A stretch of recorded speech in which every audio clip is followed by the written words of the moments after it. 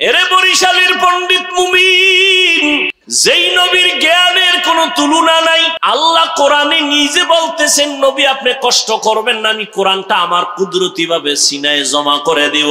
সেই কোরআন আমার নবীর কাছে আসতে গিয়ে 23 বছর লাগাইলেন কেন?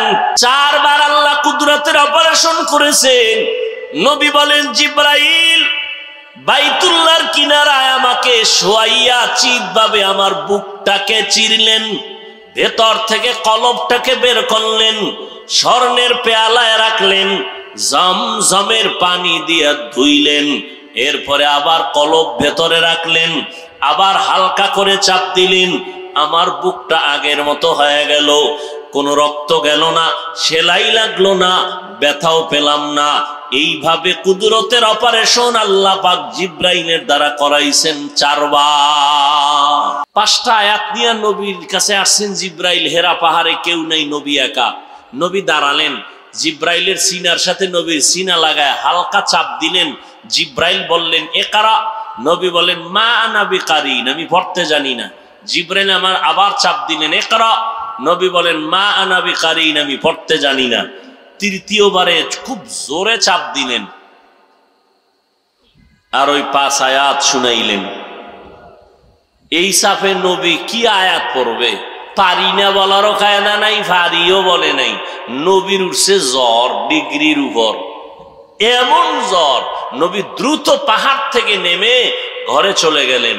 আম্মাজান খাদিজাকে বললেন, জাম্মিলুনি জাম্মিলুনি, ও খাদিজা আমাকে কম্বল দিয়ে আবৃত করে নাও, আমার শরীরে জ্বর। এই কাহিনী হেরা পাহাড়ের গুহায় ঘটে গেল। 5 আয়াতের ওজনের ধাক্কা বুঝেননি? কোরআনের ওজন কত? মাত্র 5টা আয়াত।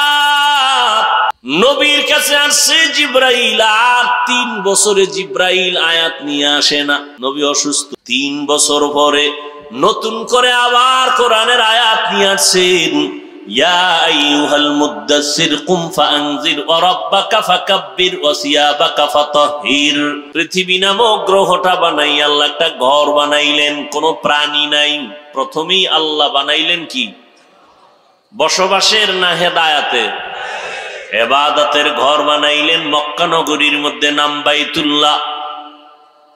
এ ঘরের এত দাম, যেই ঘরটার দিকে বান্দা শুধু তাকায় থাকবে, কিছু বলবে না, শুধু তাকায় দেখবে আল্লাহর ঘর। আল্লাহ কয়, ফেরেশতা যতক্ষণ তাকায় থাকবে আমলনামায় অনবরত সওয়াব লিখতে থাকো। কত দামি ঘর! বলে বাইতুল্লাহর এরিয়ার মধ্যে একবার সেজদা দিবে, 1 সেজদা 1 লক্ষ সেজদার সমান। এত দামি একটা ঘর, যেই ঘরের ছাদের উপরে প্রত্যেকটা সেকেন্ডে সেকেন্ডে আল্লাহর রহমত অবতীর্ণ হয়। এমন একটা সুন্দর ঘর, হাজারো খুনি আসামি যদি ওই বাইতুল্লাহর আঙ্গিনায় ঢুকে পড়ে, দুনিয়ার কোন রাষ্ট্রপ্রধানের ক্ষমতা নাই তার উপরে চোখ গরম করে তাকাবে। বাইতুল্লাহর নিরাপত্তার এরিয়ায় ঢুকছে, কিচ্ছু বলা যাবে না, চোখ দিয়া তাকানো যাবে না, গরম ভাব দেখানো যাবে না। এই এরিয়ার বাইরে বের হলে মেরে ভর্তা বানায় দাও, কোনো দুঃখ নাই। বাইতুল্লাহর নিরাপত্তার সীমানায় ঢুকছে, হাজারো খুনের আসামি ঢুকলেও কিছু বলার অধিকার। ওয়াত্তিনি ওয়াজ্জাইতুন ওয়া তুরি সিনিন ওয়া হাযাল বালাদিল আমিন। আল্লাহ বলেন, 4 জিনিসের শপথ আমি আল্লাহ করেছি। 3-এর কসম, জৈতুনের কসম। ওয়াত্তিনি ওয়াজ্জাইতুন, তুর পাহাড়ের কসম। ওয়া হাযাল বালাদিল আমিন, নিরাপদ শহর মক্কা নগরীর কসম আল্লাহ করেছেন। এটা এমন নিরাপদ শহর, যেই নিরাপদ শহর বাইতুল্লাহর আঙ্গিনায় 1 রাকাত নামাজ পড়বে 1 লক্ষ রাকাত নামাজের সওয়াব পেয়ে যাবে। এতগুলো মানুষ পাইতেন কোন কৌশল করলে, তারপরে জান্নাতি মানুষ পাইতেন না। যদি বলতেন আমি 5,000 করে টাকা দিব আসো, মোটামুটি গাঞ্জাখোর যত আছে লাইনে সব এখানে আসতো। জান্নাতি মানুষ একজন আসতো না, কথা ঠিক? এরপরে আসা যাওয়ার আপ ডাউন গাড়ি ভাড়া দিতে হতো, বসার জন্য ভিআইপি ব্যবস্থাপনা, এরপরে ফাঁকে ফাঁকে নাস্তা, এতগুলো মানুষকে নিয়ন্ত্রণ করার জন্য কত পুলিশ, কত প্রশাসনের লোক লাগতো।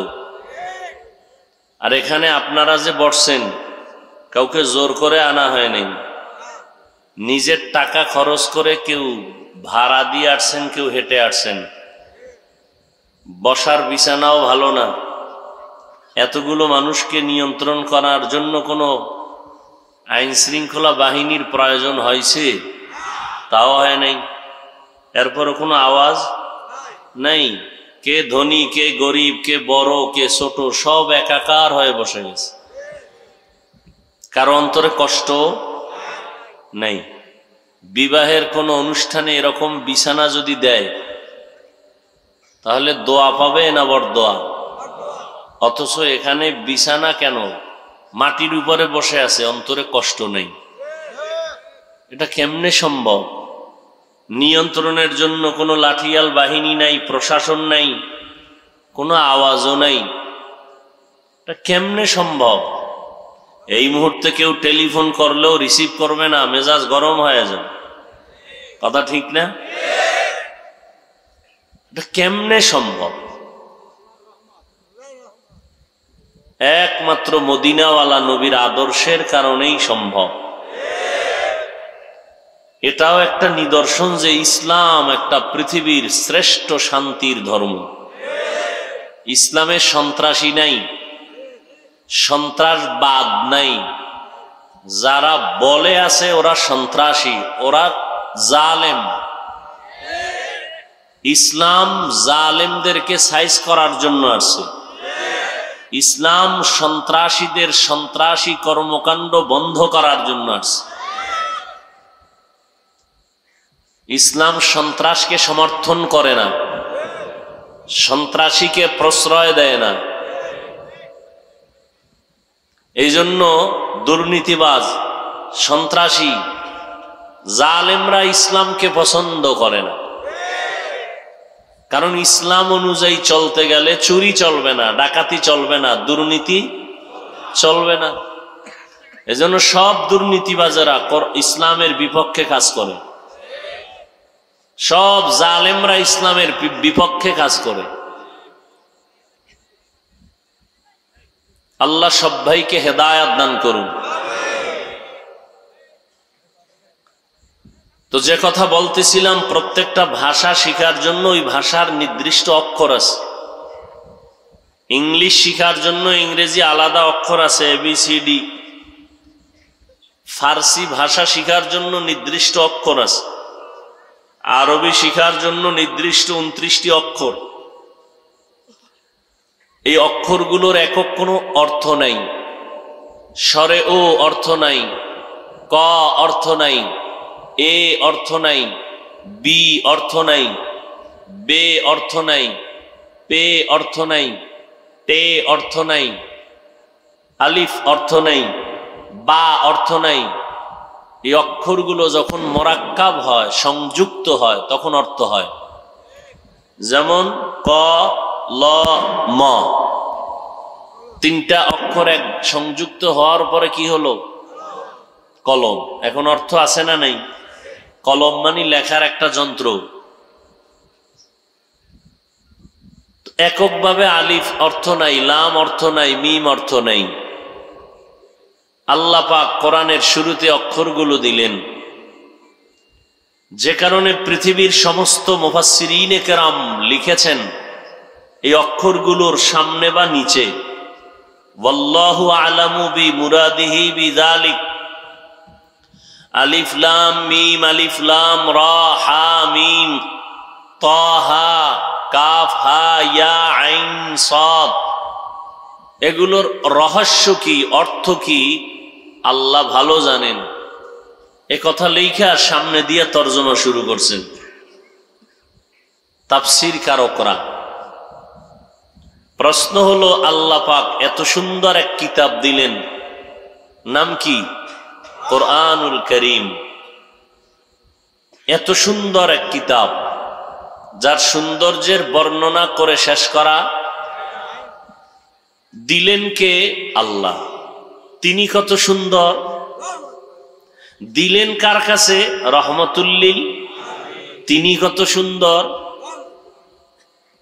যে আল্লাহ কোরআন দিলেন সে আল্লাহ পাক, যার কোনো তুলনা। যার কাছে দিলেন রহমতুল্লিল আলামিন, তারও কোনো তুলনা। যেই জিনিসটা দিলেন কোরআন, এমন একটি কিতাব যার কোনো দ্বিতীয় তুলনা নাই। সে আল্লাহ কেমন কয়? দেখলেই সওয়াব। যার কাছে দিলেন নবী, সে কেমন কয়? তাকায়া থাকলেই সওয়াব। দিলেন কোরআন, এটা কেমন বলে? কোরআনটা খুইলা তাকায়া থাকলেও সওয়াব। কেমন আল্লাহ, যার মধ্যে মিথ্যা নাই। কার কাছে দিলেন? নবীজি। কেমন নবী? যার 63 বছর হায়াতে ভুলেও একটা মিথ্যা বলেন নাই। তার কাছে আল্লাহ কোরআন দিলেন, এমন কোরআন যে কোরআনে কোনো ভুল। এমন দামি কিতাব, এত সুন্দর দামি চেয়ারে বসছি, এই চেয়ারের কোনো মূল্য নাই, এই কাঠের কোনো মূল্য নাই। কিন্তু আল্লাহর দেওয়া কোরআনের সাথে যে কাঠ লেগে রেহাল হলো, এর অনেক মূল্য। দামি কাপড়ের জামা বানায় পড়তেছি, এর কোনো মূল্য নাই। সামান্য নরমাল কাপড় দিয়া কোরআনের গিলাপ বানায় দিছে, কোরআনের সাথে লাগছে তো সম্মান, মহব্বত, মর্যাদা বেড়ে গেছে। অত্র অঞ্চলে বিল্ডিং এর অভাব নাই, একটা বিল্ডিং এরও ওই পরিমাণ মূল্য নাই কোরআনওয়ালা মাদ্রাসার ঘরের যেই মূল্য। ঠিক নি? পৃথিবীতে কত অনুষ্ঠান হয়, বিয়ার অনুষ্ঠান, আরো কত কত। একটা অনুষ্ঠানের মর্যাদা নাই এই অনুষ্ঠানের মর্যাদা যেই পরিমাণ। কি পরিমাণ? নবীজি বলেন, এখানে আসিয়া বসার সাথে সাথে জীবনের সব গুনাহ মাফ। নবীজি বলেন, যখন কোনো বান্দা উলামায়ে আহলে হকের মজলিসে রওনা হয় মোলাকাতের জন্য, আল্লাহ পাক প্রত্যেকের সাথে 70,000 রহমতের এক কাফেলা দিয়ে দেন। এরা এখানে আসেন আর মাগফিরাতের দোয়া করেন। কত বড় দামি মজলিস! কিসের কারণে? কোরআনের বরকত।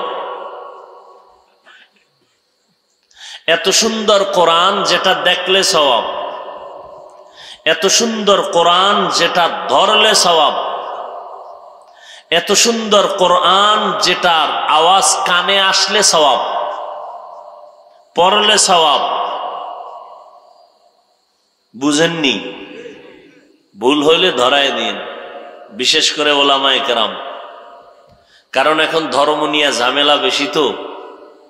পৃথিবীতে ধর্ম নিয়ে যত ঝামেলা, বাংলাদেশে বেশি। বাংলাদেশের মধ্যে যত ঝামেলা, এর মধ্যে মসজিদের ভেতরে বেশি। আগে ছিল বাইরে, এখন কি ভেতরে। এগুলো সারা রাত বললেও শেষ করা যাবে না, এত ভেজাল শুধু ধর্ম নিয়ে, ইসলাম নিয়ে।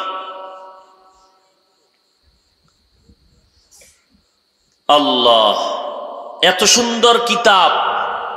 আল্লাহর দেওয়া আরো কিতাব ছিল, তাওরাত, জবুর, ইনজিল, সহিফায়ে নূহ, সহিফায়ে ইব্রাহিম, সহিফায়ে শীর। আল্লাহর কোরআন, এটাও আল্লাহর দেওয়া কিতাব। পৃথিবীতে কোরআন ছাড়া নির্ভেজাল একুরেটার কোনো কিতাব জমিনে নেই, সব ভেজাল। বাইবেল ভেজাল, তাওরাতে ভেজাল, জবুরে ভেজাল, ইনজিলে ভেজাল ঢুকে গেছে। আল্লাহ যেদিন থেকে কোরআন দিছেন, ওই দিন থেকে আজ পর্যন্ত কোরআনে কোনো ভেজাল আছে কিনা এই সন্দেহে বহু পণ্ডিতেরা এর ভিতরে ঘুরছে। ১৫০০ বছর পর্যন্ত কোরআনের ভিতরে ঘুরে কোনো ভুল পায় নাই, বরং নিজেরা ভুল স্বীকার করে কালেমা পড়েছে। কথা ঠিক না? কিন্তু কপাল খারাপ আমাদের, এই কোরআন নাজিল হলো রমাজানে, রমাজানের দাম বেড়ে গেছে। ঠিক নেই? রমাজানের কদরের রাতে কোরআন নাজিল শুরু, কদরের দাম ১০০০ মাস, ১০০ মাস, কয় হাজার? ১০০০ মাস লাগাতার ইবাদত করে যদি সওয়াব যা পায়, মুহাম্মদের উম্মতেরা কদরের রাতে তার থেকে বেশি পায়। এই ফ্যাসিলিটি পৃথিবীর আর কোন নবীর উম্মতেরা পায় নেই। কোরআন এত দামি কিতাব, আমি তেলাওয়াত করব, যা পাবো আপনি শুধু শুনবেন, তাতে তাই পাবেন। প্রশ্ন বড় জটিল, এত সুন্দর কিতাবের মধ্যে অর্থ নাই এমন অক্ষর দিলেন কেন আল্লাহ? বুঝেন নাই? আলিফ লাম মিম এগুলোর কি নাই? আমি বলতেছি, সব মুফাসসিরিনে কেরাম লেখেন ওয়াল্লাহু আলামু বিমুরাদিহি বিযালিক। আলিফ লাম মিমের কি রহস্য আল্লাহ ভালো জানেন। তাহলে কোন তাফসীর কারকরা জানেন না? কোনো অর্থ নাই, রহস্য কি জানা নাই? তাহলে এই অক্ষরগুলো অর্থ নাই দিলেন কেন এত দামি কোরআনে? প্রশ্ন হয় না? এর অনেকগুলো জবাব, মাত্র দুই একটা জবাব আমি দিচ্ছি। আল্লাহ পাক এই অক্ষরগুলো দিয়া মুমিনের ঈমানকে যাচাই করতেছেন। ও মুমিন, তুমি কি আল্লাহর কোরআন পুরাটা বুঝলে মানবা নাকি না বুঝলেও মানবা? যদি কেউ বলে আমি আল্লাহর কোরআন বুঝলে মানি না বুঝলে মানি না, ও বাইতুল্লাহর ইমাম হলেও তাজা বেঈমান। আর যদি বলে কোন মুমিন আমি আল্লাহর কোরআন বুঝলেও মানি না বুঝলেও মানি, সে রিকশার ড্রাইভার হলেও মুমিন। যদি কোনো কপাল পোড়া বলে আমি না বুঝলে মানি না, তাকে প্রশ্ন করো আলিফ লাম মিমের কি বুঝছো?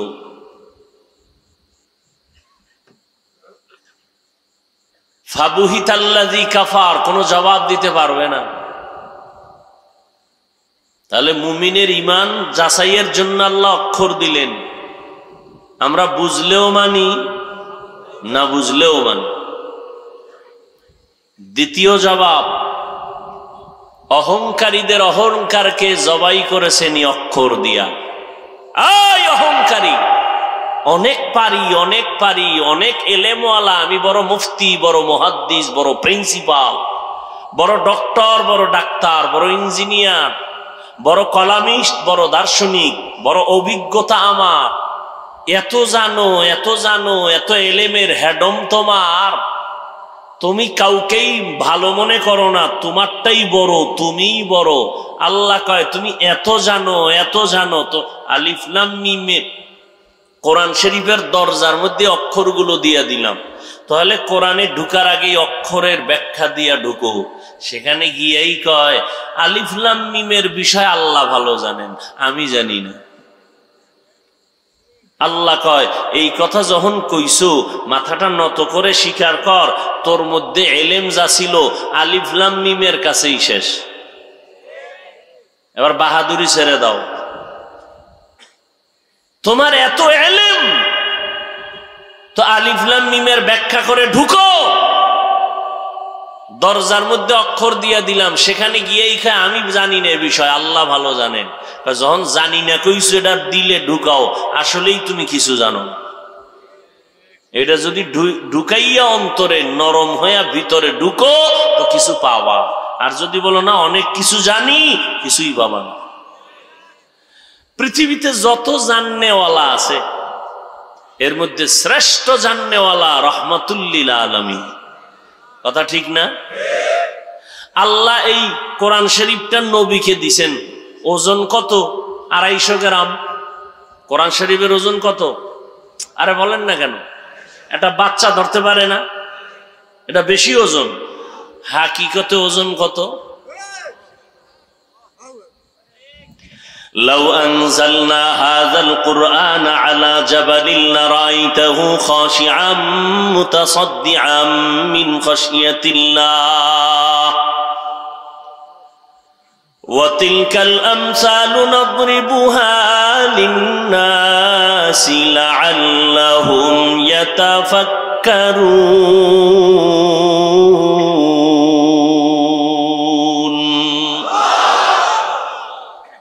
আল্লাহ যদি পাহাড়ের উপরে কোরআন নাজিল করতেন, পাহাড় ধসে পড়ত। জমিনে ওজন সহ্য করতে পারে না, পাহাড় ওজন নিতে পারে না, আসমান ওজন নিতে রাজি না। আল্লাহ এই বিশাল ওজন হাকিকতের কোরআন দিলেন মানুষের কাছে। কত ওজন, কত ওজন! বয়ানের নিয়ত করছি একদিক, যাচ্ছে ভিন্ন দিক। কত ওজন কোরআনে! রহমতের নবী, হেরা পাহাড়ের গুহার মধ্যে নবী আল্লাহ ধ্যানে মগ্ন। দীর্ঘ 40 বছর পর রহমতের নবীর উপরে আল্লাহ কোরআন অবতীর্ণর সূচনা করলেন। কোরআন নাজিলের সূচনা যখন হলো, নবী তখন শিশু। হ্যাঁ, কত বয়স পার হয়ে গেল বলেন? রহমতের নবী তো সৃষ্টির শ্রেষ্ঠ, তার জ্ঞান কম? হ্যাঁ, তাহলে তার 40-এর পরে কোরআন দিলেন কেন? এক প্রশ্ন। নাম্বার 2, নবীজি 40 বছর পর্যন্ত করলেন কি? নবী কালেমার দাওয়াত দেন নাই, রোজার কথা বলেন না, নামাজের কথা বলেন না। 40-এর আগে নবী কখনো কালেমার কথা বলেন না। নবী দীর্ঘ 40টা বছর বাইতুল্লাহর দূরে হেরা পাহাড়, ওই পাহাড় বেয়ে বেয়ে উঁচু পাহাড়ে উঠিয়া ভেতরে নেমে একটা গর্ত আছে, ওখানে নবী থাকতেন। 1 সপ্তাহ, 2 সপ্তাহ, 3 সপ্তাহ, মাসকে মাস আল্লাহর ধ্যানে নবী সময় কাটাতেন। কয় বছর? দীর্ঘ 40 বছরের ফাঁকে ফাঁকে ওই পাহাড়ের চূড়ায় নবী সময় কাটাচ্ছেন। বুঝেন? এই একটু আগে বলছি, ধর্ম নিয়ে ঝামেলা কম না বেশি? হ্যাঁ, যারা মহাপণ্ডিত আপনারা খেয়াল করেন, শুনেন, আর জবাবগুলো জানা থাকলে জানেন, ভুল হলে ধরায় দেন। বাইতুল্লাহর দাম বেশি না হেরা পাহাড়ের দাম বেশি? যারা জানেন তারা বলেন, যারা জানেন না তারা মনের থেকে আন্দাজি কিছু বলবেন না। বাইতুল্লাহর দাম বেশি না হেরা পাহাড়ের গুহার দাম বেশি? কি ওলামায়ে কেরামও জানেন না? বাইতুল্লাহর দাম তো কোরআনের আয়াত দ্বারা স্বীকৃত। ইন্না আউওয়ালা বাইতিন উযিআ লিন-নাসি লাল্লাযী বিবাক্কাতা মুবারাকান ওয়া হুদা ওয়া হুদাল লিল আলামিন।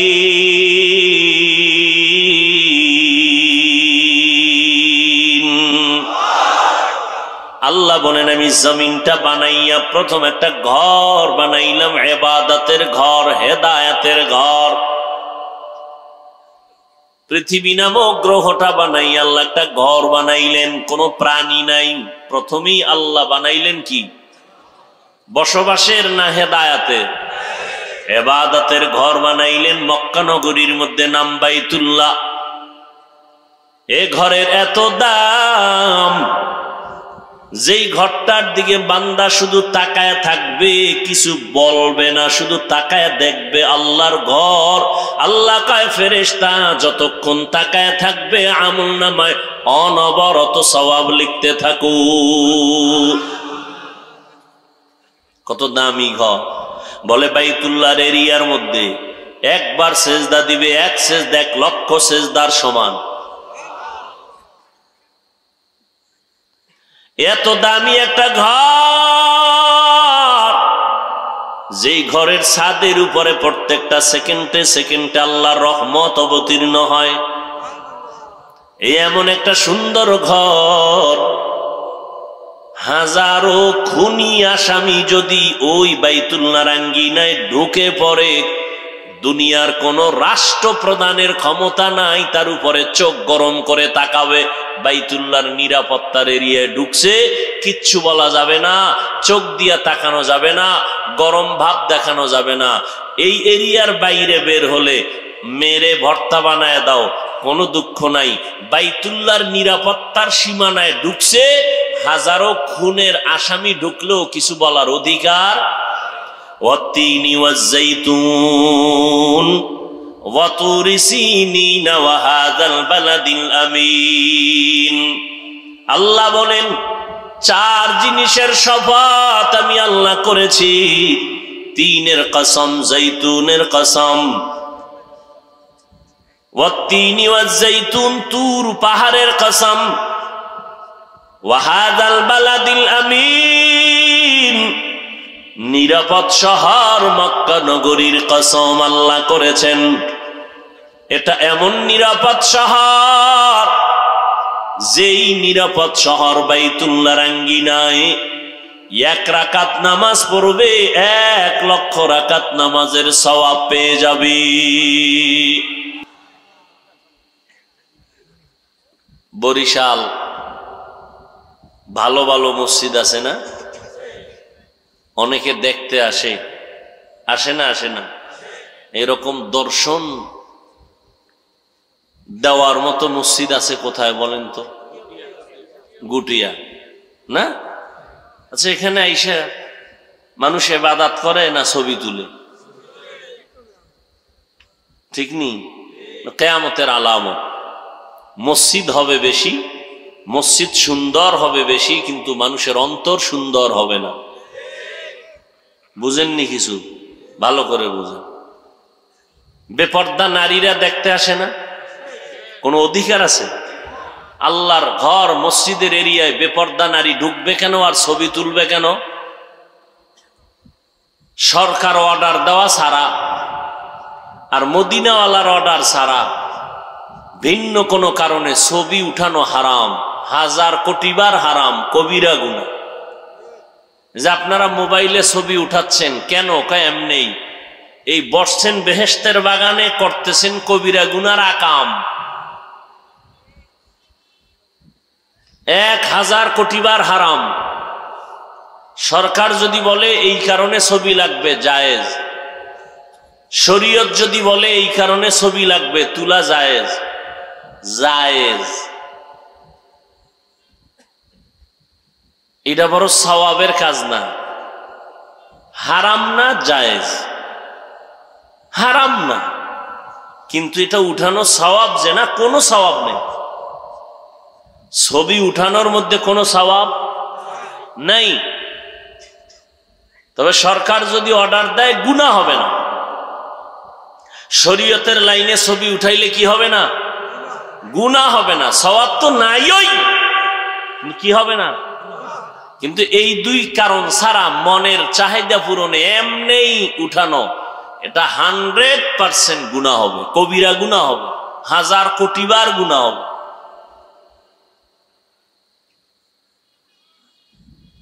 আপনি গুনাহ করবেন জেনে শুনে, আপনার জবাব আপনি দিবেন, আমার বলার দায়িত্ব বলে দিলাম। কিছু মহাপণ্ডিত বলবে তো ভিডিও করে, মহাপণ্ডিত আছে না? জাউজিবিল্লাহ না পারলেও হুজুরদের ভুল ধরে, এরকম কিছু বেয়াদব আছে না নাই? এরা বলবে ভিডিও বন্ধ করেন না কেন? আমরা চালু করতে বলি নাই, বন্ধ করার কথা বলি না। যদি এদের দ্বারা কোনো দিনের ফায়দা হয় তো ভালো, না হইলে তাদের গুনাহ হবে। আমরা এর পক্ষে কখনো বলি নাই যে এটা সওয়াবের কাজ। কিছু ফায়দা হয় এজন্য চুপ থাকি। আমার জানা মতে বহু আল্লাহর বান্দারা এই ইউটিউবের বয়ান শুনে দিনের পথে আসছে। এই কিছু ফায়দা হয় বিদায় চুপ থাকি, তার মানে এটা না যে এটা সওয়াবের কাজ। আমাদের মুরব্বীরা তো স্পষ্ট এগুলো পছন্দই করেন না। আর আপনারা পাগল হয়ে যান ছবি উঠানোর জন্য। পাগল। একটা ছবি, লাভ কি? সেদিন এক বদমাস, চোরের ঘরের চোর, বলতেছে হুজুর একটা ছবি তুলি, যদি আল্লাহ উসিলায় মাফ করে দেয়। কত বড় নিকৃষ্ট ধর্মান্ধ, কতটা মূর্খ। নবী বলছেন হারাম, আমার অনুমতি দেওয়ার কোন অধিকার আছে? এসে বলে হুজুর একটা ছবি তুলবো, অনুমতি দেন। নবী নিষেধ করছেন, আমি অনুমতি দিব কেন?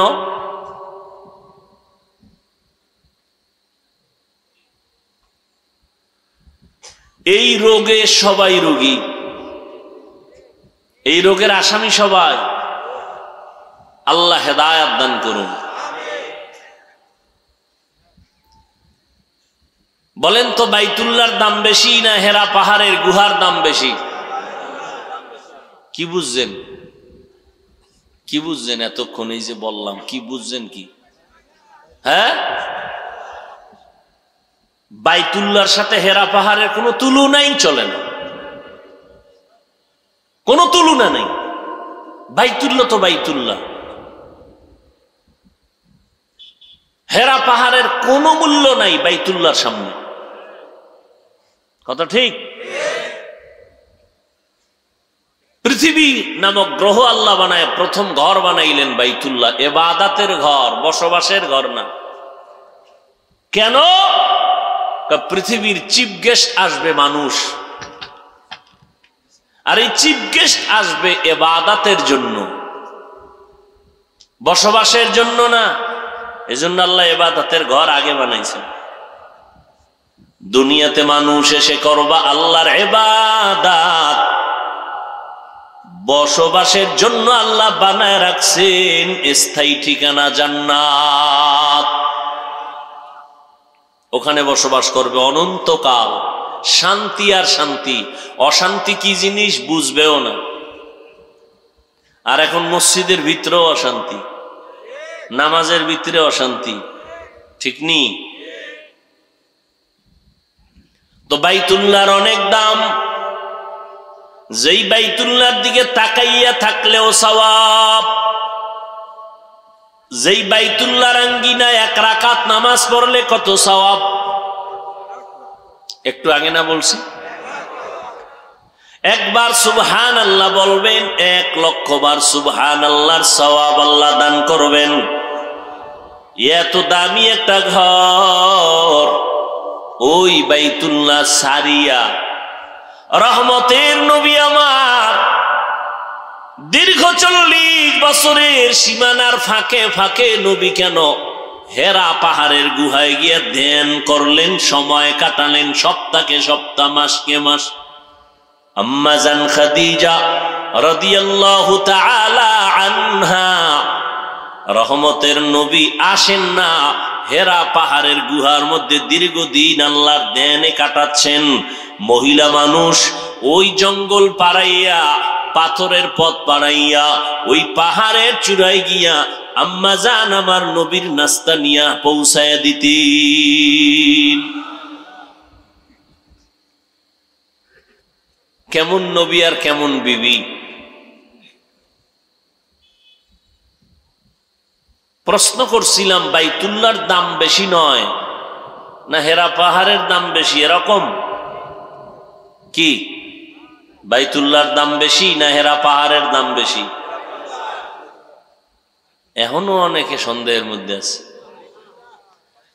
1000 কোটি বার সন্দেহ মুক্ত ভাবে এটা মনে রাখেন, মুখস্থ করেন, বাইতুল্লাহর দাম হেরা পাহাড়ের কোনো তুলনাই নাই বাইতুল্লাহর সামনে। প্রশ্ন বড় জটিল। যেই বাইতুল্লাহ 1 সেজদা দিলে 1,00,000 সেজদার সওয়াব, সেই বাইতুল্লাহ ছেড়ে রহমতের নবী, সৃষ্টির শ্রেষ্ঠ নবী হেরা পাহাড়ের গুহায় গিয়া সময় কাটালেন কেন? ধ্যানে কাটালেন কেন? এই প্রশ্নের জবাব যদি আমার সোনার বাংলাদেশের টুপিওয়ালা মৌলবীরা জানতো, কোনদিন কোন মাওলানা পীর মুরিদির বিরুদ্ধে কথা বলতো না। ওরা জানে না এজন্য পীর আউলিয়াদের বিরুদ্ধে কথা বলে, ওলিয়া উলিয়াদের বিরুদ্ধে কথা বলে, বলে আমরা ওলিয়া উলিয়া মানি না। আমি বলি যারা বলবে ওলিয়া উলিয়া মানে না, তারা কোরআনও মানে না, বুখারী শরীফও মানে না, তারা ভণ্ড। তাদেরকে যারা ভণ্ড বলবে না তারাও ভণ্ড।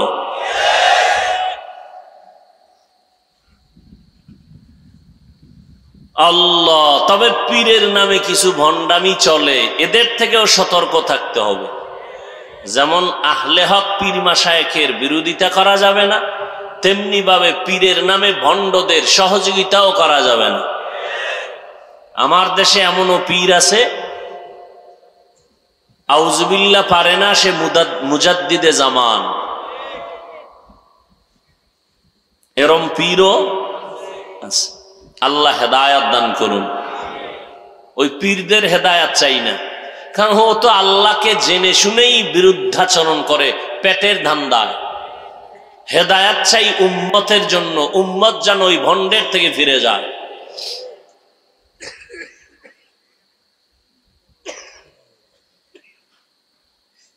তো আল্লাহ পাক রব্বুল আলামিন এই অক্ষরগুলো দিয়া অহংকারীদের অহংকার দমন করেছেন। ওই হেরা পাহাড়ে আল্লাহ কোরআনের আয়াত নিয়ে জিব্রাইল আমিনকে পাঠালেন। মাত্র 5টা আয়াত। ইকরা বিসমি রাব্বিকাল্লাযী খালাক, খালাকাল ইনসানা মিন আলাক, ইকরা ওয়া রাব্বুকাল আকরাম, আল্লাযী আল্লামা বিল কলম, আল্লামাল ইনসানা মা লাম ইয়ালাম। কয়টা আয়াত? মাত্র 5 আয়াত নিয়ে জিব্রাইল ঢুকছেন। এই উঠেন কেন আপনারা? আমি বক্তব্য যা দেওয়ার হয়ে গেছে, এখন আমি বয়ান করব আপনাদের অন্তরের চাহিদার উপরে। চালাকি করবেন, আমিও চালাকি করব। হাত দুইটা উঠাবো, শেষ। আর হাত নিচে নামবে না, চিল্লাইলো। হাত দুইটা যদি উঠাইয়েই ফালাই, আর নিচে নামবে না, শেষ। এবছরের জন্য বিদায়। আপনার যদি দীর্ঘ টাইম বসার অভ্যাস না থাকে, খালি উঠে যাওয়ার ব্যারাম থাকে, ঢুকলেন কেন?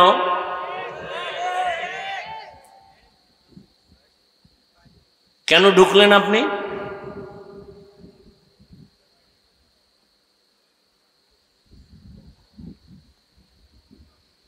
রমাজান মাসটা পাইয়াও কপাল খুলতে পারলেন না, না? বহু আশেকে রসুল এখানে আছে, রমাজান গেছি গিয়া রোজা রাখে নাই।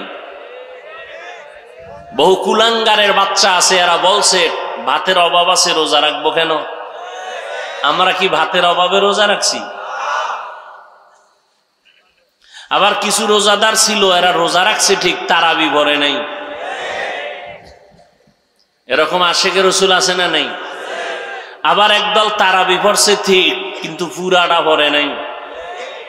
বলে কেন ভরে নাই? ওমরে ফারুক নবীর সাহাবীর সাথে তার একটু দ্বন্দ্ব আছে। যেই বান্দার সাথে সাহাবায়ে কেরামের দূরত্ব থাকবে, আল্লাহর কসম, আল্লাহর কসম, আল্লাহর কসম, আল্লাহি বিল্লাহি তাল্লাহি, সে ভণ্ড। যারা সাহাবায়ে কেরামের বিরোধিতা করে লেখায় আর ইশারায় ইঙ্গিতে, তারা ভণ্ড। তারা জান্নাত পাইলো জাহান্নামের আগুন না জ্বলে, শাস্তি না পেয়ে জান্নাত পাবে না। ওমরে ফারুক রাদিয়াল্লাহু তাআলা আনহু জান্নাতি সাহাবাদের দ্বিতীয় স্থানে আছেন। আম্মা জান আয়েশা রাদিয়াল্লাহু আনহা বলেন, ও নবী, আপনার সাহাবাদের মধ্যে একটু বলবেন কার আমল বেশি? নবী বলেন ওমরের। বলে কেমন আমল? বলে আকাশের দিকে তাকাইয়া দেখো, নক্ষত্রগুলো গণনা করা যায়নি, কয়ে যায় না। নবীজি বলেন আকাশের নক্ষত্র যেমন অগণিত সীমাহীন, আমার ওমরের আমলটাও অগণিত সীমাহীন।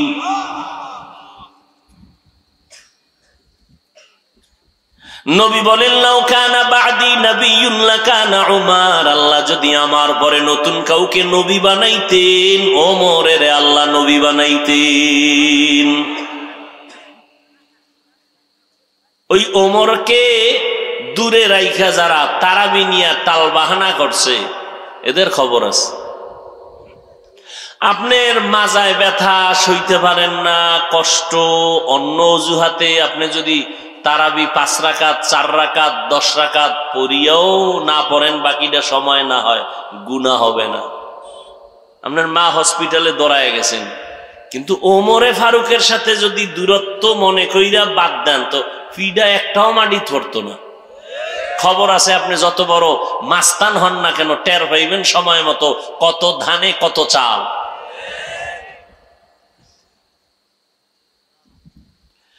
সব নবীরা আমার আল্লাহ তাআলার আশিক, সব নবী পয়গম্বর আমার আল্লাহ তাআলার আশিক, আর আল্লাহ নিজে হলেন মুহাম্মদের আশিক। ব্যবধান আছে না নেই? ঠিক তেমনি ভাবে সব সাহাবায়ে কেরাম আমার নবীর আশিক, আর আমার নবী মুহাম্মদ শুধু ওমরের আশিক। ব্যবধান আছে না নেই? শুধু ওমরের ইতিহাস নিয়ে কথা বললে অনেক। 5টা আয়াত নিয়ে নবীর কাছে আসছেন জিব্রাইল, হেরা পাহাড়ে কেউ নেই, নবী একা। নবী দাঁড়ালেন, জিব্রাইলের সিনার সাথে নবীর সিনা লাগায় হালকা চাপ দিলেন। জিব্রাইল বললেন ইকরা, নবী বলেন মা আনা বিকারিন, আমি পড়তে জানি না। জিব্রাইল আমার আবার চাপ দিলেন ইকরা, নবী বলেন মা আনা বিকারিন, আমি পড়তে জানি না। তৃতীয়বারে খুব জোরে চাপ দিলেন, আর ওই 5 আয়াত শুনাইলেন। এই চাপে নবী কি আয়াত পড়বে? পারি না বলারও কায়দা নাই, পারিও বলে নাই। নবীর উঠছে জ্বর ডিগ্রির উপর, এমন জ্বর নবী দ্রুত পাহাড় থেকে নেমে ঘরে চলে গেলেন। আম্মা জান খাদিজাকে বললেন জাম্মিলুনি জাম্মিলুনি, ও খাদিজা আমাকে কম্বল দিয়ে আবৃত করে নাও, আমার শরীরে জ্বর। এই কাহিনী হেরা পাহাড়ের গুহায় ঘটে গেল। 5 আয়াতের ওজনের ধাক্কা বুঝেননি? কোরআনের ওজন কত? মাত্র 5টা আয়াত। নবীর কাছে আসছে জিব্রাইল, আর 3 বছরে জিব্রাইল আয়াত নিয়ে আসে না। নবী অসুস্থ,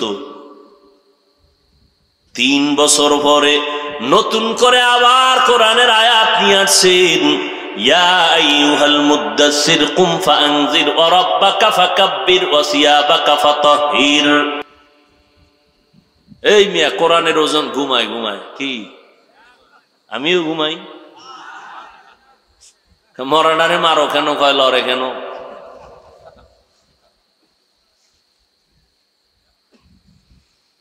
আল্লাহ, কোরআনের ওজন কত দেখছেননি? এই ভাই, নবীর থেকে আর জ্ঞানী কেউ আছে? পৃথিবীর শ্রেষ্ঠ জ্ঞানী নবী, পৃথিবীর শ্রেষ্ঠ মুফাসসির নবী, পৃথিবীর শ্রেষ্ঠ দার্শনিক আমার নবী, পৃথিবীর শ্রেষ্ঠ বৈজ্ঞানিক আমার নবী, পৃথিবীর শ্রেষ্ঠ জ্ঞানী আমার নবী, বড় পীর আমার নবী, বড় মুফতি আমার।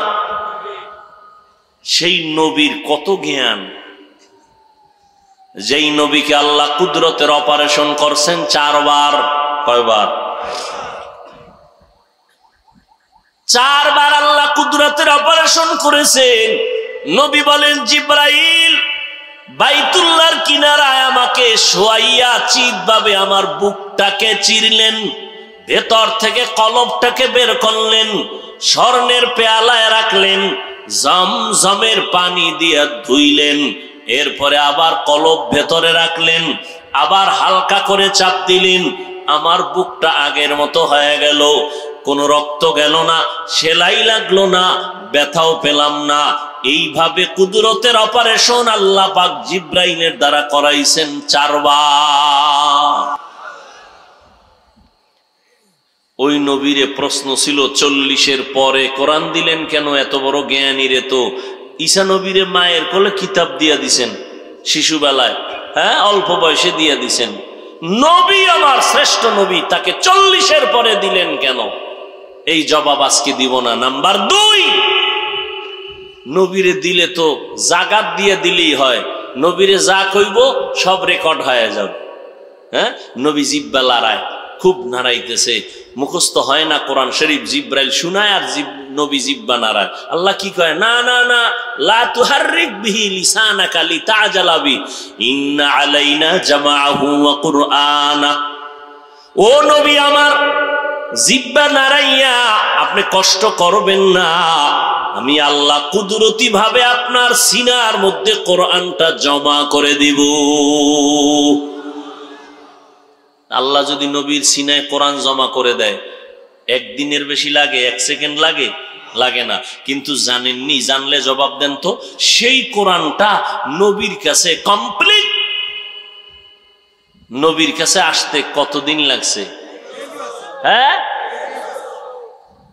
এরে বরিশালীর পণ্ডিত মুমিন, যেই নবীর জ্ঞানের কোনো তুলনা নাই, আল্লাহ কোরআনে নিজে বলতেছেন নবী আপনি কষ্ট করবেন না, আমি কোরআনটা আমার কুদরতি ভাবে সিনায় জমা করে দিব। সেই কোরআন আমার নবীর কাছে আসতে গিয়ে 23 বছর লাগাইলেন কেন? এই প্রশ্নের জবাব যদি ভালো করে বুঝতা, তাহলে রাতারাতি কোরআন পড়ে মুফাসসির হওয়ার স্বপ্ন দেখতা না। রাতারাতি কোরআন পড়ে মুফাসসির না, 23 বছর লাগছে রসুলের কাছে কোরআন আইতে, আর এটা বাংলা বইরা মুফাসসির। ভিজিটিং কার্ড করছে মুফাসসিরে কোরআন, কয় 1000 কার্ড করতে মুফাসসির লিখতে লাগছে কত?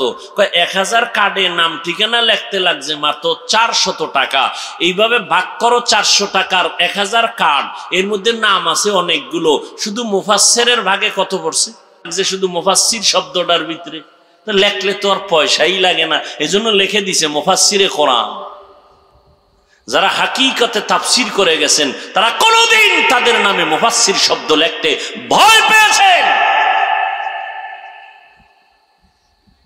আর আমরা আল্লামা লিখি, মুফাসসির লিখি, মুফতি লিখি, মুহাদ্দিস লিখি, মাইকের ঘোষণায় যদি মুফাসসিরে কোরআন না কয়, মুহাদ্দিস না কয়, তো মনে মনে খুব বরদোয়া আসে, কষ্ট আসে। আল্লাহ হেদায়াত দান করুন। আরো আস্তে করে বলুন।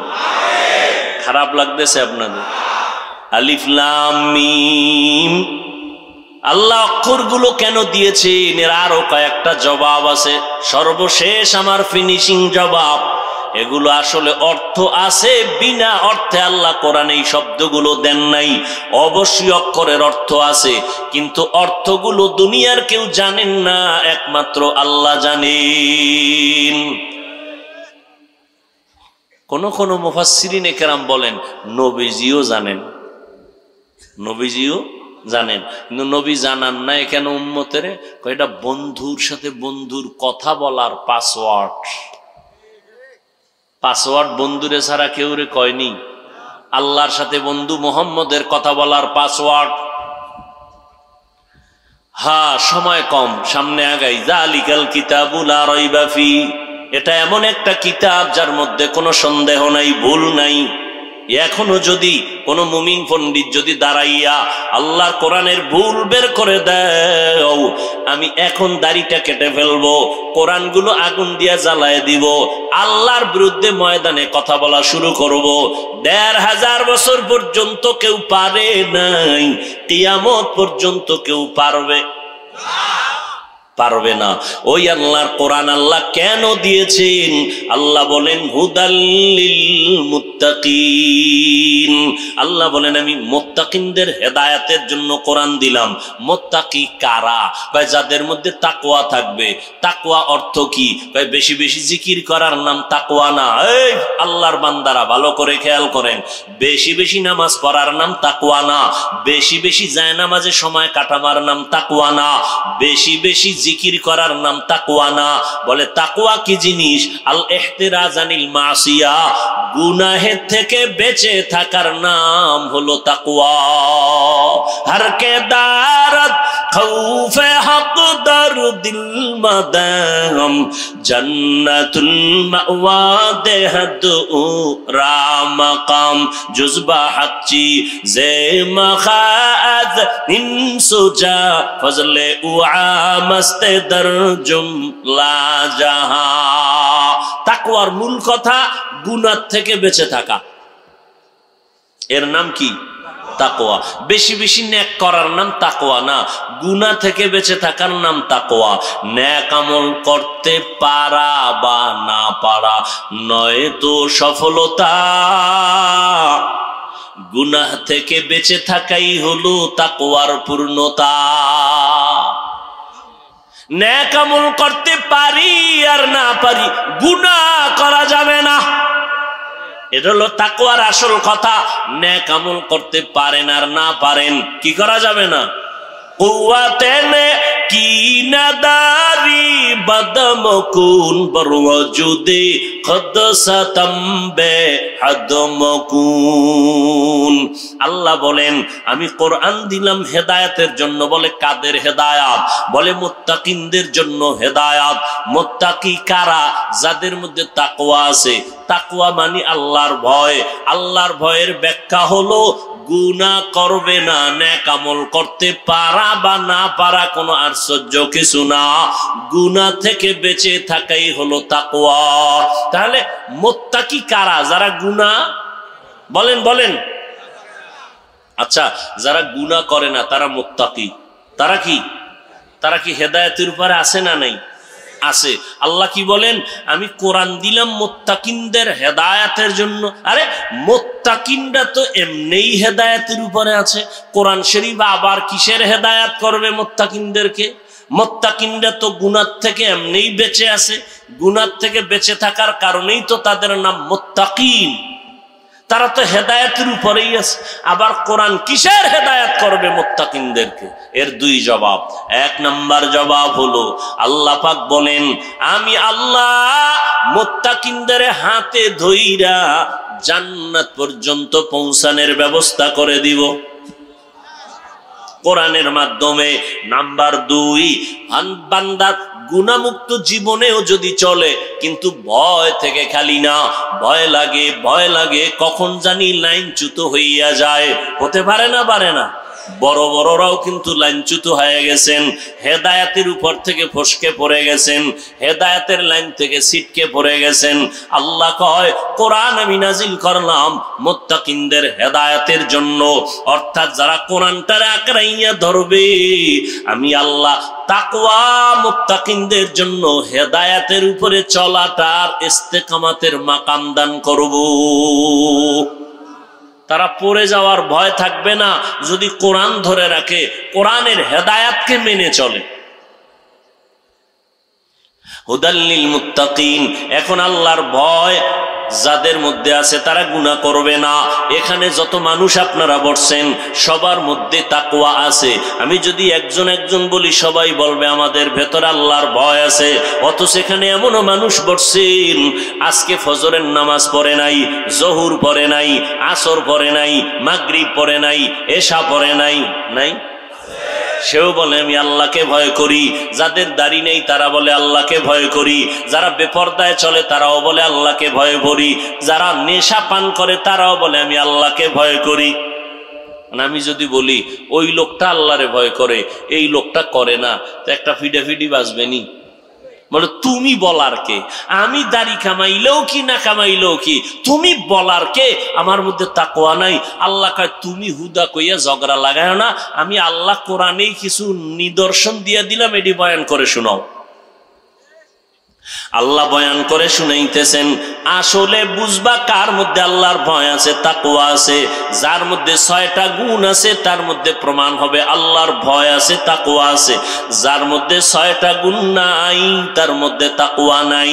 1 নাম্বার গুণ, হুদাল্লিল মুত্তাকিন আল্লাযীনা ইউমিনুনা বিল গায়ব ওয়া ইউকিমুনাস সালাহ ওয়া মিম্মা রাযাকনাহুম ইউনফিকুন ওয়াল্লাযীনা ইউমিনুনা বিমা উনজিলা ইলাইকা ওয়া মা উনজিলা মিন ক্বাবলিক ওয়া বিল আখিরাতি হুম ইউকিনুন।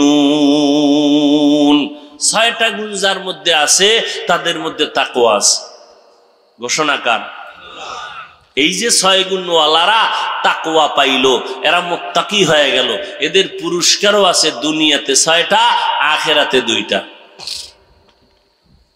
মুত্তাকি কাকে বলবে? যার মধ্যে কয় গুণ পাওয়া যাবে বলেন? এদের আবার দুনিয়াতে পুরস্কার 6টা, আখিরাতে 2টা। আখিরাতের প্রথম পুরস্কার বিনা হিসাবে জান্নাত। আরো আস্তে করে বলেন। আখিরাতে মুত্তাকিনদের প্রথম পুরস্কার বিনা হিসাবে জান্নাত। দ্বিতীয় পুরস্কার পর্দা ছাড়া ডাইরেক্ট আমার আল্লাহর সাথে হবে তার মুলাকাত। ইয়া ইলাহি মুঝসে মুঝকো দূর কর, তাকে দেখো মুঝ মে তুঝকো এক নজর। ইয়া ইলাহি तू मेरा माबूद है, या इलाही तू मेरा माशूक है। मुत्ताकिनদের 6 গুণ, 6 গুণওয়ালা যদি হতে পারে দুনিয়াতে পুরস্কার 6টা, আখিরাতে 2টা। 1 নাম্বার গুণ হলো আল্লাহ তাআলা বলেন ইউমিনুনা বিল গায়ব, গায়বের মালিক আমার আল্লাহ, এই কথার উপরে বিশ্বাস রাখবে। আল্লাহ যেই কুদরতের ইলমের দ্বারা গায়েব জানেন, এইভাবে গায়ব আর কেউ জানে না। জানে গায়বের মালিক কে? কুল লা ইয়ালামু মান ফিস সামাওয়াতি ওয়াল আরদিল গায়বা ইল্লাল্লাহ। হে নবী আপনি বলে দেন, আসমানের বাসিন্দারা গায়েব জানে না, জমিনের বাসিন্দারা গায়েব জানে না, একমাত্র কে জানেন? একমাত্র আল্লাহ জানেন। ও নবীর আশিক, এটা ঈমান বিশ্বাস রাখতে হবে। অদৃশ্যের গায়েবের মালিক আমার আল্লাহ। আল্লাহ যেই সিস্টেমে গায়েব জানেন, এই সিস্টেমে দুনিয়ার কোনো মাখলুক গায়েব জানে না। যদি কেউ মনে মনে ভাবে হ্যাঁ জানে, ভাবার নাম, মনে করার নাম শিরিক। যারা মনে করবে তাদের নাম মুশরিক। আল্লাহ বলেন আমাইয়ুশরিক বিল্লাহ ফাকাদ হারামাল্লাহু আলাইহিল জান্নাহ। যারা শিরিকের গুনাহ করবে তাদের জন্য জান্নাত হারাম। মুত্তাকিনদের 6 গুণের প্রথম গুণ অন্তরে বিশ্বাস রাখো, গায়বের মালিক কেউ না, একমাত্র আল্লাহ জানেন।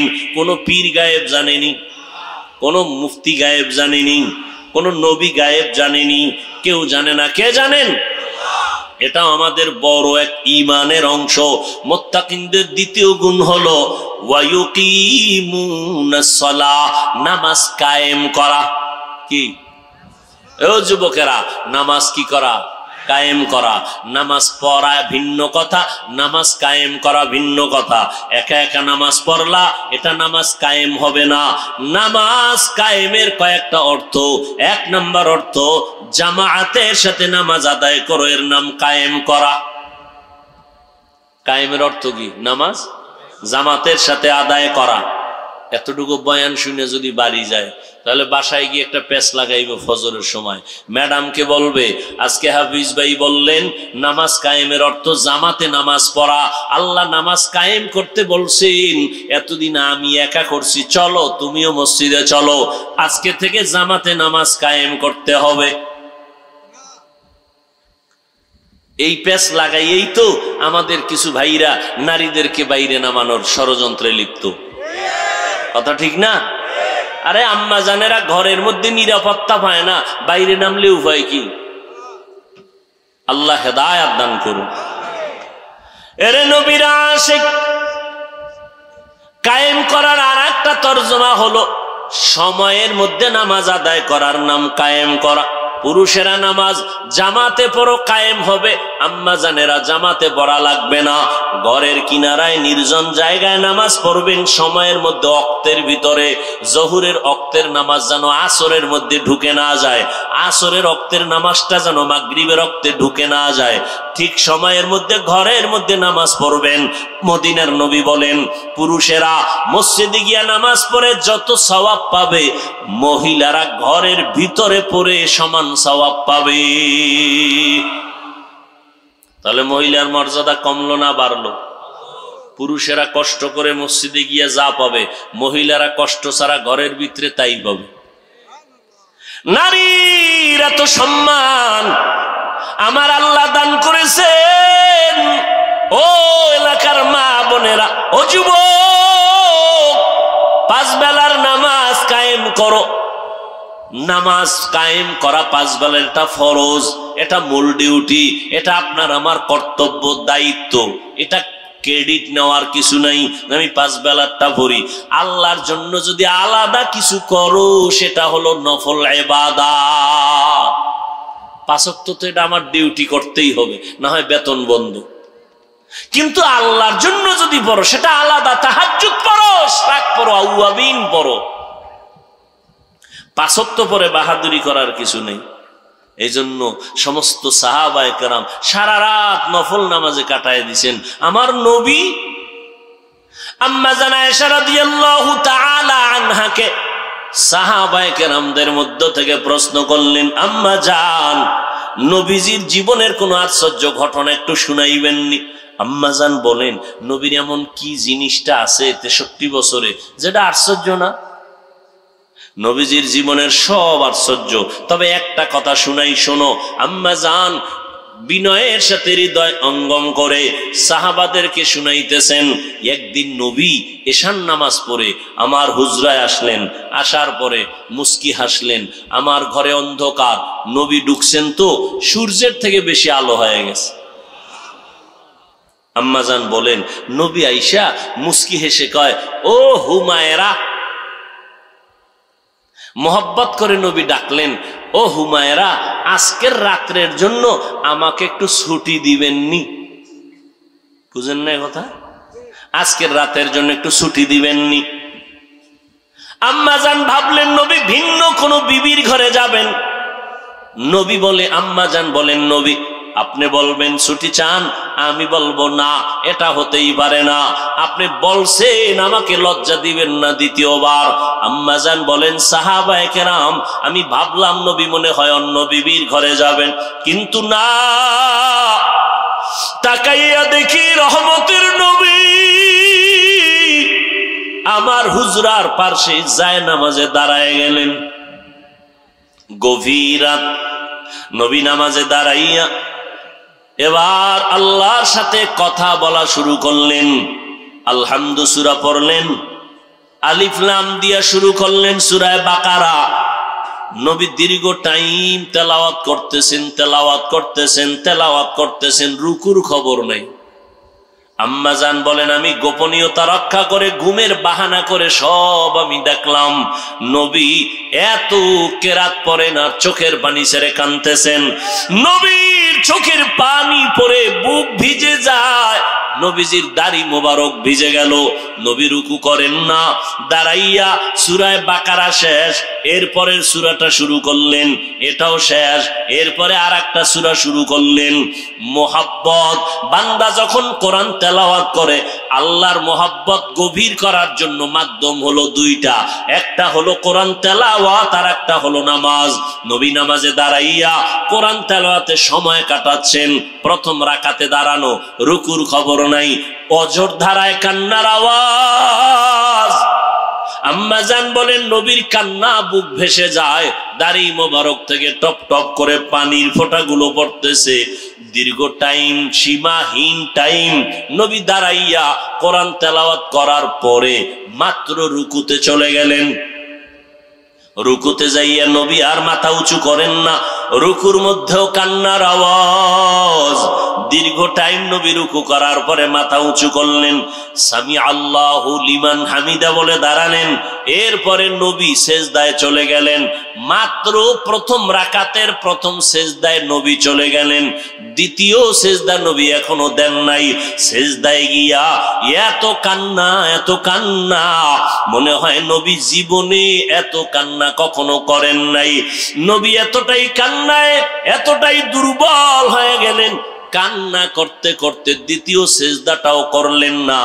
এমন সময় পেছন দিক থেকে আওয়াজ, বেলালের কণ্ঠে আওয়াজ আসতেছে, নবী ফজরের টাইম কাছাকাছি, প্রস্তুত হইছেন নি?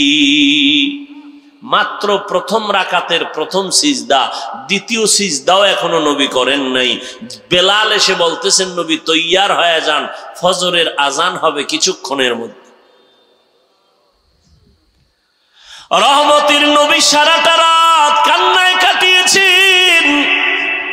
ও যুবক, রহমতের নবী বলে গেছেন, যুবকেরা আমি মুহাম্মদের উপকার করেছে, বুড়ারা আমার বিরোধিতা করেছে। ও যুবক বাবা, আজকে তোমার মোহাব্বত কেন নাই নবীর প্রতি? ও আল্লাহর বান্দারা, আজকে আমিও মুসলমান, তুমিও মুসলমান, তোমার আল্লাহ আমার আল্লাহ এক, তোমার নবী আমার নবী এক, তোমার কোরআন আমার কোরআন এক, তোমার কাবা আমার কাবা এক, তোমার ধর্ম আমার ধর্ম এক। কিন্তু আজ তোমাকে এত বয়ান করা লাগে কেন? তোমাকে পাও দইরা বুঝাইতে হয় কেন? তুমি কেমন মুসলমান? আমি টুপি মাথায় না দিলে লজ্জা পাই, আর তুমি মুসলমান টুপি মাথায় দিতে লজ্জা পাও। আমি দাড়ি কাটতে লজ্জা পাই, তুমি দাড়ি রাখতে লজ্জা পাও। আমি মসজিদে না ঢুকলে লজ্জা পাই, তুমি মসজিদে ঢুকতে লজ্জা পাও। আসলে তোমার মধ্যে আল্লাহর ভয় নাই। আমার নবী রাতের বেলা নামাজে কান্না করতেছেন, সাহাবায়ে কেরাম কান্না করে কাটাইলেন। ওরে আল্লাহর বান্দা, আজকে আমরা নবীর তরিকা মানার চেষ্টায় গিয়া কই আমাদের খানা তো বন্ধ হলো না, ঘুম বন্ধ হলো না, সম্মান আমাদের কমে নাই। এত দুশ্মন চারদিকে, ইহুদি বেঈমানরা সব পাগলের মতো হয়ে আছে। আলহামদুলিল্লাহ, এত বড় মহামারী করোনা গেল, এত বিপদ গেল, এরপরেও এই জমিনের মধ্যে কোন কোরআনওয়ালা আলেম কারো কাছে গিয়া ভিক্ষা করে নাই। করোনায় না খাইয়ে মরে গেলাম, কিছু টাকা দাও, একজন আলেম এমন করছে? করে নাই। স্কুল বন্ধ করোনায়, কলেজ বন্ধ করোনায়, ফ্যাক্টরি বন্ধ, ট্রেন বন্ধ, দোকানপাট বন্ধ, কিন্তু একটা কোরআনের মাদ্রাসাও বন্ধ হয় নাই। এরে আল্লাহর বান্দারা, আমি কিন্তু এই কথা বলি না রে যুবক, তুমি তাবলিগ না করলে জাহান্নামে যাইবা, চরমনাই যদি না যাও জাহান্নামে যাইবা। একবারও বলি নাই আমি পাঁচকল্লিওয়ালা, তোমার বিরুদ্ধে বলি নাই। তুমি যেই কোনো টুপি দাও বা না দাও, তোমাকে হিংসাও করি না রে বাবা। আমরা 20 রাকাত তারাবি নামাজ পড়লাম, তুমি তারাবি 8 পড়ছো না পড়ছো, তোমাকে হিংসার নজরে কিছু বলি নাই। আমি কওমি মাদ্রাসার সন্তান, আমি এ কথা বলি নাই কওমি মাদ্রাসায় না পড়লে তোমার জীবন বৃথা হয়ে যাবে। ভিন্ন কোনো প্রতিষ্ঠান, আলিয়া স্কুল কলেজের বিরুদ্ধেও বলি নাই, বরং আমি সাহস দিয়ে গেলাম, ও যুবকেরা, স্কুলে পড়ো সারিও না, কলেজে আসো পড়ো, ডাক্তার হও, ইঞ্জিনিয়ার হও। আল্লাহর কাছে দোয়া করি, তবে অনুরোধ করব, বেয়াদব হইবা না। তোমার আচরণে মা বাবা যেন কষ্ট না পায়, তোমার ব্যবহারে যেন আলেম কষ্ট না পায়, তোমার আচরণে যেন মুরব্বীরা কষ্ট না পায়। ডাক্তার যদি হতে চাও, আদর্শ ডাক্তার হও। ইঞ্জিনিয়ার যদি হতে চাও, আদর্শ ইঞ্জিনিয়ার হও। প্রফেসর যদি হতে চাও, আদর্শ প্রফেসর হতে চাও হইও। তবে আদর্শ প্রফেসর হইতে গেলে, প্রফেসর তো স্কুলে পড়ে হওয়া যাবে, ডাক্তার তো স্কুল কলেজে পড়ে হওয়া যাবে। আদর্শ কেমনে পাইবা? আদর্শ পাওয়ার একমাত্র ঠিকানা হলো মায়ের মোহাব্বত আর অনুমোদন নিয়ে চলা, মায়ের দোয়া। কারণ মায়ের মাধ্যমে এই জমিনে যত সন্তান হয়েছে সব ভালো মায়ের অবদানের কারণে। দুনিয়ার লাইনেও ভালো সন্তান, মায়ের অবদান। আখেরাতের লাইনেও যত ভালো সন্তান হয়েছে মায়ের অবদানের কারণে। এজন্য মাকেও বলবো, ও আম্মা জানেরা, আপনার আদর্শটা মদিনার আদর্শের সাথে লাগায় দেন। আপনাদের এত সম্মান, আপনারা নবীদের মায়ের মতো মা, সাহাবায়ে কেরামের মায়ের মতো মা, আপনারা আলেম হাফেজে কোরআনের মায়ের মতো মা, আপনাদের এত মর্যাদা আল্লাহ দান করেছেন। আপনারা আম্মাজান আয়েশা রাদিয়াল্লাহু আনহার মতো নারী, ফাতেমা রাদিয়াল্লাহু আনহার মতো নারী, আপনারা ইসমাঈল নবীর মা হাজরা আলাইহা সালামের মতো নারী, আপনারা ঈসা নবীর মা মারিয়াম আলাইহা সালামের মতো নারী, আপনারা নবীর স্ত্রী খাদিজা রাদিয়াল্লাহু তাআলা আনহার মতো দামি নারী। পৃথিবীর এক শ্রেষ্ঠ নিকৃষ্ট বেঈমান ফেরাউন, এত বড় বেঈমান, আল্লাহ যার উপরে বেজার হয় কোরআনে আয়াত নাজিল করলেন, ওই ফেরাউনের ঘরে আল্লাহ তার স্ত্রীকে জান্নাতি বানায় দিলেন। নাম কি? আসিয়া। আল্লাহ তাআলা আসিয়াকে এমন ভাবে কবুল করেছেন, আল্লাহর নবী বলেন জান্নাতের মধ্যে আমি আখিরি নবীর সাথে হাসরের ময়দানে এই আসিয়ার সাথে আমার বিবাহের বন্ধন হয়ে যাবে। এরে আম্মা জানেরা, এত বড় বেঈমান ফেরাউন, তার ঘরে থাইকেও যদি আসিয়া আল্লাহর জান্নাতি হইয়া কবরে যাইতে পারে, আপনারা কেন পারবেন না? পর্দা করবেন, স্বামীর মাল হেফাজত করবেন, সন্তানটাকে আদর্শ ডাক্তার বানাবেন, কোরআন পড়াইয়া নবীর আদর্শওয়ালা ইঞ্জিনিয়ার বানাবেন। ওই সন্তান মরিয়া গেল আপনার জন্য দোয়া করতে ভুলবে না। এরে আম্মা জান, দুনিয়াতে কয়দিন আর বাঁচবেন? ও যুবক বাবারা, ওই মায়ের দোয়া নিয়ে সামনে আগাও। মা বাবার চোখের পানি আর দোয়া ছাড়া আমি বান্দা হয়ে চেয়ারে বসতে পারি নাই। মা বাবার চোখের পানি দোয়া ছাড়া তুমি টাকার মালিক হতে পারো নাই, বাড়ি গাড়ির মালিক হতে পারো নাই। মা বাবার চোখের পানি আর দোয়া ছাড়া ও সন্তান তুমি পরীক্ষায় ভালো নাম্বার পাও নাই। অতএব এই মা বাবার দোয়া নিয়ে আগাও। ও যুবক বাবা, তোমার মতো সন্তান স্কুল কলেজে পড়িয়াও 5 বেলার নামাজ পড়ে আসে না নাই? তুমি কেন পারবা না?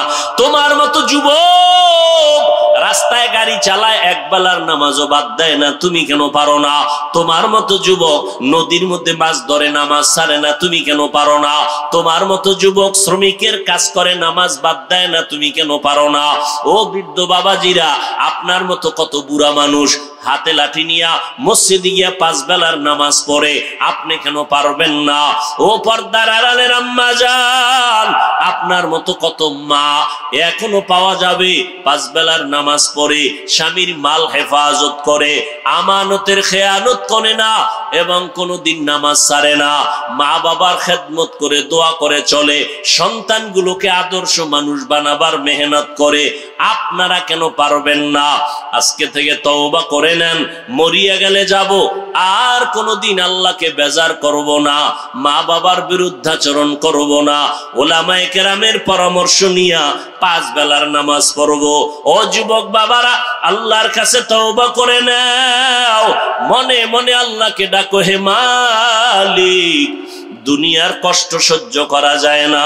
ও আল্লাহর বান্দারা, আজকে আমিও যদি তোমার মতো প্যান্ট শার্ট টাই লাগায় দাড়ি কাইটা চলতাম, কেউ আমারে বাধা দিত না।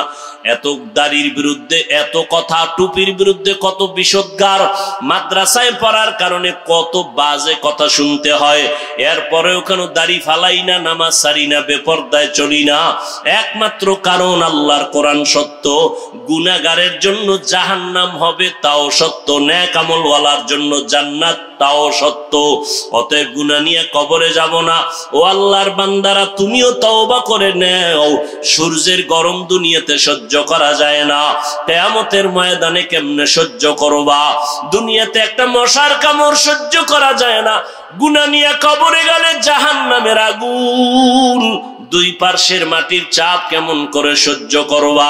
আজকে থেকে তওবার পাক্কা নিয়ত করো। হায়াতের মালিক আমার আল্লাহ, ইজ্জতের মালিক আমার আল্লাহ। আজকে থেকে 1 ওয়াক্ত নামাজ ছাড়বো না, বেপরদায় চলবো না, মা বাবাকে কষ্ট দিব না, উলামায়ে কেরামের পরামর্শ নিয়া নবীজির তরিকা মেনে চলবো।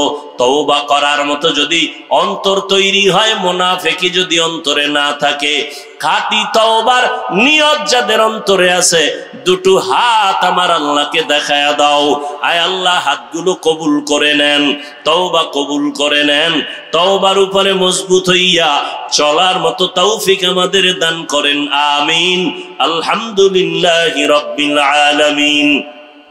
والصلاة والسلام على سيد الأنبياء والمرسلين وعلى آله وأصحابه أجمعين يا أرحم الراحمين يا أرحم الراحمين ইয়া আরহামার রাহিমিন। রাব্বিরহামহুমা কামা রাব্বায়ানি সগীরা। আল্লাহুম্মা ইন্নাকা আফুউন কারীম তুহিব্বুল আফওয়া ফা'ফু আন্না। আল্লাহুম্মা ইন্না নাসআলুকা রিযাকা ওয়াল জান্নাহ ওয়া নাউযু বিকা মিন সাখাতিকা ওয়ান নার। আল্লাহুম্মা ইন্না নাউযু বিকা মিনাল বারাসি ওয়াল জুনুনি ওয়াল জুযামি ওয়া সাইয়্যিল আসকাম। ও দয়ার মালিক, গুনাহের বোঝা নিয়ে আমরা আপনার দরওয়াজায় হাত উঠাইলাম। কত উলামায়ে কেরাম, কত মুরব্বী, কত হাজী সাহেব, কত ব্যবসায়ী চাকরিজীবীরা আপনার দরজায় হাজির। কত উলামায়ে কেরাম, আয় আল্লাহ, কত ব্যবসায়ী, কত যুবক, কত ছাত্র ভাই, পর্দার আড়ালের কত মা বোনেরা, আয় আল্লাহ মেহেরবানি করে আমাদের জীবনের সব গুনাহগুলো মাফ করে দেন আল্লাহ। এ মাহফিল কবুল করে নেন। আয় আল্লাহ আলোচনার ভুল ত্রুটি ক্ষমা করে দেন। আয় আল্লাহ বাকি কথা আমলের জন্য আমাদের কবুল করে নেন। আয়োজনকারী সহযোগিতাকারীদের কবুল করে নেন। আয় আল্লাহ এই মাহফিলের বরকতে এলাকায় শান্তির ব্যবস্থা করে দেন। মা বোনদের আবেদা বানায় দেন।